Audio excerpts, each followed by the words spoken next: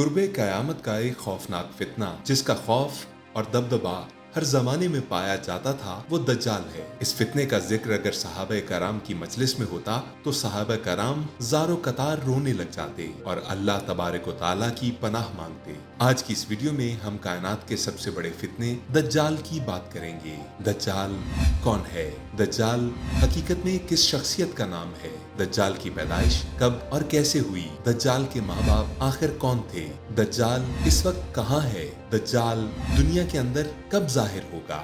और दज्जाल का इसराइलियों से क्या ताल्लुक है? इन तमाम तर सवालात के जवाब हम आज की इस वीडियो में आपको बताएंगे। हुजूर अकरम सल्लल्लाहु अलैहि वसल्लम ने इरशाद फरमाया कि कयामत उस वक्त तक कायम ना होगी जब तक दज्जाल इस दुनिया में जाहिर ना हो जाए। दज्जाल की ज़ाहिरी निशानियां और शक्ल सूरत के बारे में हुजूर पाक सल्लल्लाहु अलैहि वसल्लम ने फरमाया कि दज्जाल छोटे कद का और बदसूरत होगा, एक आंख से गाना होगा, इसके दोनों पांव टेढ़े होंगे, उसके जिस्म में बहुत से बाल होंगे, उसके सर के बाल घुंघराले होंगे, उसका रंग सुर्ख या गंदमी होगा, उसकी नाक तोते की चोंच की तरह होगी और दज्जाल की सबसे वाज़ेह निशानी ये होगी कि उसके माथे पर काफिर लिखा होगा और उसे हर मुसलमान पढ़ लेगा, लेकिन काफिर और फासिक इसको ना पढ़ सकेंगे। दज्जाल इस दुनिया के अंदर जाहिर होगा तो लोगों के सामने परहेजगार बनकर रहेगा ताकि लोग उसकी ज्यादा से ज्यादा इत्बा करें, लेकिन अंदर से ये काफिरों की तरह जालिम होगा।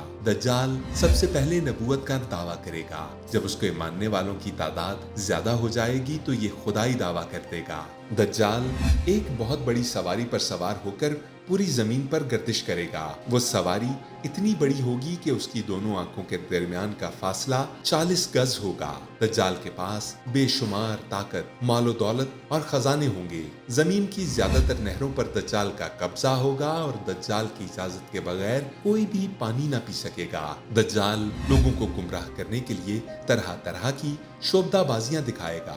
दज्जाल आसमान को हुक्म देगा तो वो बारिश बरसाएगा, जमीन को हुक्म देगा तो वो सब्जा उगाएगी। उस वक्त दज्जाल अपने आप को खुदा कहेगा। जो लोग उसके पैरोकार बन जाएंगे, दज्जाल उनको माला माल कर देगा और वो ऐशो इशरत की जिंदगी गुजारेंगे। और जो लोग दज्जाल को खुदा मानने से इनकार करेंगे तो दज्जाल उनको कत्ल कर डालेगा। दज्जाल बिजली की रफ्तार से भी ज्यादा तेजी से जमीन पर गर्दिश करेगा। वो जमीन के हर कोने में जाएगा। उस वक्त दुनिया के तमाम काफिर और इसराइली लोग दज्जाल की हमायत करेंगे, उसकी जमात में शामिल हो जाएंगे, लेकिन जो सच्चा मुसलमान होगा वो उसको पहचान लेगा और दज्जाल को खुदा मानने से इनकार कर देगा।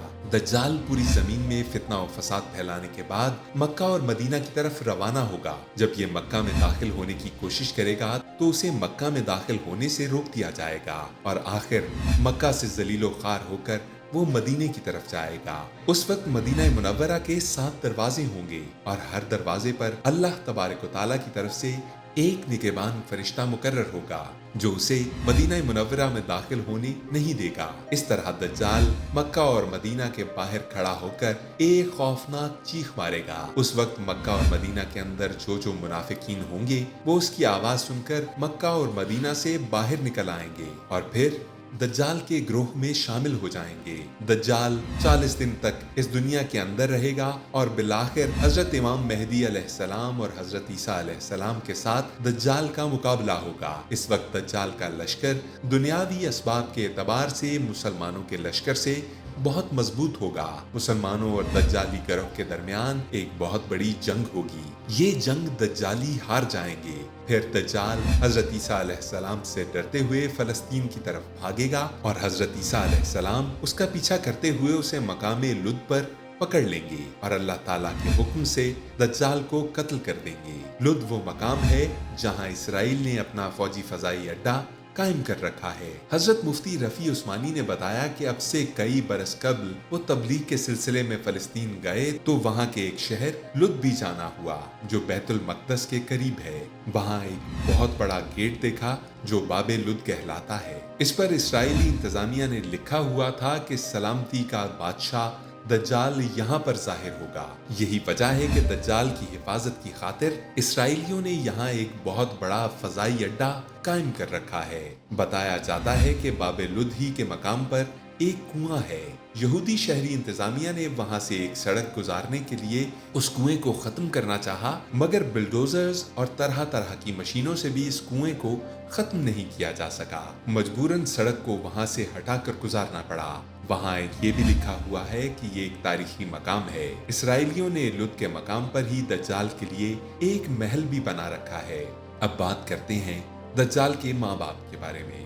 اس بارے میں کوئی حتمی رائے نہیں، لیکن بعض مفسرین کا خیال ہے کہ دجال حضرت سلیمان کے زمانے میں جنوں اور انسانوں کے ملاپ سے پیدا ہوا اور اس کے ماں باپ کو قتل کر دیا گیا تھا۔ اسی وقت دجال کو ایک جزیرے میں قید کر دیا گیا اور یہ دجال آج بھی اسی جزیرے کے اندر قید ہے اور اس کے ساتھی شیطان اس کو ہر بات کی خبر دیتے ہیں۔ آئیے اب ہم آپ کو دجال کے اس جزیرے کے بارے میں بتاتے ہیں۔ بحیرہ عرب میں سکتری نام کا ایک جزیرہ موجود ہے جو ملک یمن کا حصہ ہے۔ سکتری جزیرے کو دجال سے منسوب کیا جاتا ہے اور اسے دجال کا جزیرہ کہا جاتا ہے۔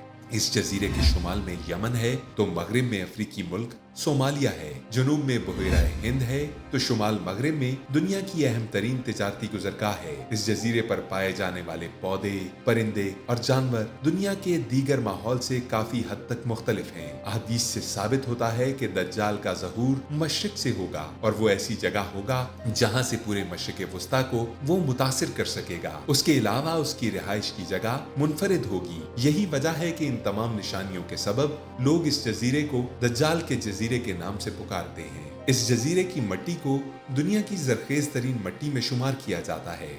اس مٹی میں نہ صرف اگنے کی طاقت بہت زیادہ ہے بلکہ یہاں پر اگنے والے نباتات دنیا کے دیگر حصوں سے مختلف اور انوکھے ہوتے ہیں جو دنیا کے کسی اور حصے میں نہیں اگ سکتے۔ اس جزیرے میں ایک خاص قسم کا درخت پایا جاتا ہے جسے ڈریگن بلڈ ٹری کہا جاتا ہے۔ مقامی لوگ اس درخت کو دم الاخوین کہتے ہیں جس کا مطلب دو بھائیوں کے خون والا درخت ہے۔ اس درخت کے تنے سے خون کے رنگ کا ایک رس نکلتا ہے جسے دیکھ کر ایسا محسوس ہوتا ہے جیسے درخت سے خون بہہ رہا ہو۔ جزیرے میں بیک وقت صحرا، ساحل، پہاڑ اور غار موجود ہیں۔ اس جزیرے میں ایک جانب سفید مٹی کے ساحل بھی موجود ہیں تو دوسری جانب اسی مختصر سے جزیرے میں 1500 میٹر بلند پہاڑ بھی موجود ہیں جہاں ایسی غاریں ہیں جن میں قدیم دور کے انسانوں کے نشانات ملتے ہیں جو یہ بات ثابت کرتے ہیں کہ یہ جزیرہ روز اول سے ہی انسانوں کا مرکز رہا ہے۔